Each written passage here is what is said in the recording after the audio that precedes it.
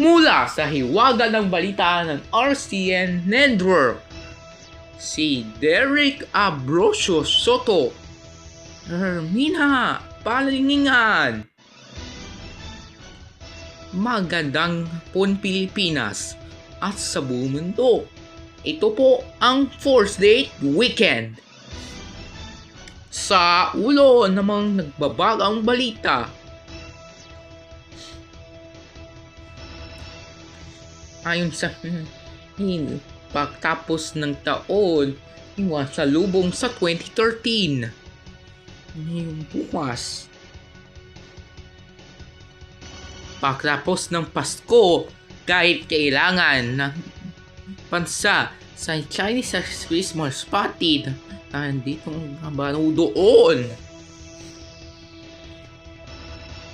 Hay Marcos ng ayon sa Pilipinas, kung sino alamin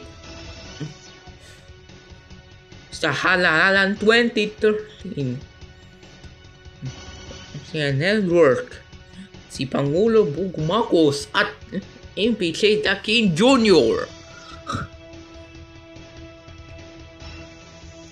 at Bong Navarro dance sa 2013 festivals sa movie festival.